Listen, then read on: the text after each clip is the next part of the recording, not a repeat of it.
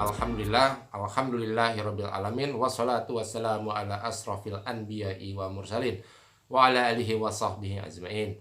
Pemirsa virtual Pompes TV yang dirahmati Allah, di kesempatan ini saya akan menyampaikan kisah Nabi Yahya, kisah yang jarang kita dengar. Apa yang sudah dilakukan oleh Nabi Yahya, perintah apa dari Allah kepada Nabi Yahya, ini jarang kita dengar.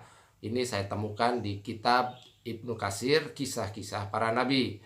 Nah, Nabi Yahya itu hidup bersamaan masanya, waktunya dengan Nabi Isa alaihissalam dan juga Nabi Zakaria. Nabi Zakaria itu adalah bapaknya Nabi Yahya. Nah, Nabi Isa itu adalah sepupunya Nabi Yahya. Nah, jadi kaumnya sama ini, kaum Bani Israel. Nah, di kitab Ibnu Katsir, kisah-kisah para nabi, dari riwayat hadis Imam Ahmad, ya, baginda Nabi Muhammad SAW bersabda, Allah telah mewahyukan 5 kalimat kepada Yahya agar ia melaksanakannya dan juga ditunaikan oleh Bani Israel. Nah, cuman Nabi Yahya itu kesannya lambat menyampaikan kepada Bani Israel dan tidak langsung melaksanakannya perintah Allah itu. Lalu Allah mewahyukan juga kepada Nabi Isa dan menyampaikan kepada Nabi Isa alaihissalam, sampaikan 5 kalimat itu, engkau yang menyampaikan atau Yahya. Nah, begitu. Lalu Nabi Isa bergegas mencari Nabi Yahya dan akhirnya ditemui Nabi Yahya itu, dan Nabi Isa berkata kepada Nabi Yahya, wahai Yahya, sampaikan 5 kalimat perintah Allah itu segera ke Bani Israel. Apakah engkau yang menyampaikan atau aku? Nah, seperti itu. Kemudian Nabi Yahya menjawab, wahai ruh ciptaan Allah. Maksudnya Nabi Isa, ya. Wahai ruh ciptaan Allah, sesungguhnya aku takut ditenggelamkan, ditelan bumi atau disiksa oleh Allah apabila engkau yang menyampaikan. Biar saya saja yang menyampaikan. Nah, seperti itu kurang lebih. Lalu Nabi Yahya mengumpulkan semua Bani Israel di Baitul Maqdis, di Masjid Baitul Maqdis, sehingga orang berkumpul banyak di sana. Nah, apa isi 5 kalimat itu? Ini Nabi Yahya kemudian berkhutbah, ya, di depan masyarakat Bani Israel yang sudah berkumpul itu. 1, jangan menyekutukan Allah. Ini artinya tauhid nih, la ilaha illallah, tiada Tuhan selain Allah, jangan disekutukan dengan apapun. Nah, permisalan yang disampaikan Nabi Yahya mengenai perintah pertama ini adalah bagaikan orang yang membeli seorang budak dengan hartanya, membayar dengan dinar dirham, kemudian si budak itu bekerja di rumahnya dan harus melaporkan seluruh pekerjaannya kepada majikannya tentunya. Namun si budak itu tidak melapor ke majikannya, malah melapor ke orang lain. Kemudian Nabi Yahya menyampaikan, Allah telah memberi rezeki yang sangat banyak, banyak kenikmatan. Allah yang menciptakan langit dan bumi dan segala isinya, tapi hamba itu malah menyembah selain Allah. Nah, itu perintah pertama. Perintah kedua itu adalah sholat. Nah, berarti zaman itu sudah sholat, ya. Nah, apabila kalian sholat, sembahyang, kalau di bahasa Indonesia itu sholat, itu jangan engkau menoleh ke kiri atau ke kanan. Sesungguhnya saat engkau sholat itu Allah sedang memandangmu. Nah, ini artinya khusyuk nih. Sama kita juga kalau sholat tidak boleh menoleh kiri kanan, harus khusyuk, pandangan kita tertuju ke tempat sujud. Perintah yang ketiga itu adalah puasa. Jadi saat itu sudah puasa juga.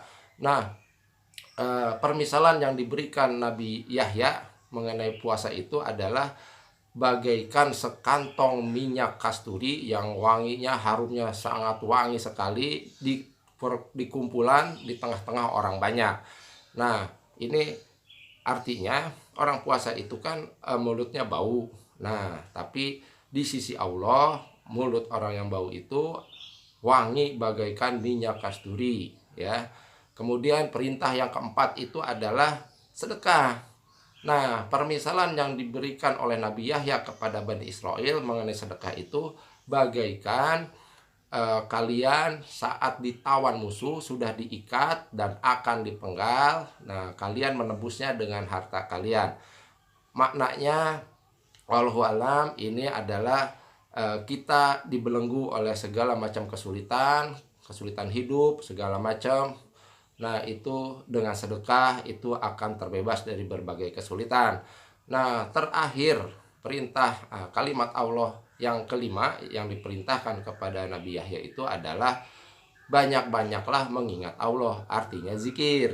Ya, permisalan yang diberikan oleh Nabi Yahya mengenai mengingat Allah, zikir ini adalah bagaikan orang yang dikejar musuh, ya, lari sangat ketakutan, dan orang itu masuk ke sebuah benteng yang sangat kuat yang tidak bisa ditembus oleh musuh yang mengejarnya itu. Nah, artinya menurut Nabi Yahya bahwa kita untuk menghadapi setan-setan yang sering menggoda manusia, yang sering mengajak manusia maksiat, itu jalan satu-satunya dengan mengingat Allah. Nah, saudara-saudara sekalian, coba dipikirkan, itu artinya mereka itu Islam, mereka sudah tauhid, mereka ada sholat, mereka ada puasa, mereka ada sedekah, zakat, yang terakhir berzikir, sama dengan kita sekarang. Nah, permisalan-permisalan yang disampaikan Nabi Yahya itu banyak, ada budak, ada musuh, segala macam, karena saat itu kondisi Bani Israel sedang dijajah oleh Romawi. Nah, demikian mudah-mudahan menambah ilmu kita, wawasan kita, ya, dan juga menambah keimanan dan ketakwaan kita. Jadi dari dulu juga sudah Islam, dari zaman Nabi Adam sampai akhir zaman itu Islam. Cuman orang-orang kafir, orang-orang yang punya kedengkian di hatinya, yang tidak mau taat kepada Allah. Di zaman Nabi Isa sampai Nabi Muhammad, Allah kosongkan, tidak ada nabi satupun, jaraknya 600 tahun. Dari zaman Nabi Adam sampai zaman Nabi Isa itu ada, seluruh masa itu ada nabi. Tapi pada saat zaman Nabi Isa sampai zaman Rasulullah SAW tidak ada nabi, dikosongkan. Nah, adalah agama-agama baru di situ yang kita tahu sekarang, ya, yang menyembah selain Allah banyak sekali, belok agamanya, padahal Allah mengajarkan tauhid la ilaha illallah. Juga kita dalam menghadapi setan, kita harus selalu meminta pertolongan kepada Allah dengan mengucapkan a'udzubillahi minasyaitonirrajim. Kita berlindung kepada Allah dari bisikan setan yang terkutuk. Demikian, assalamualaikum warahmatullahi wabarakatuh.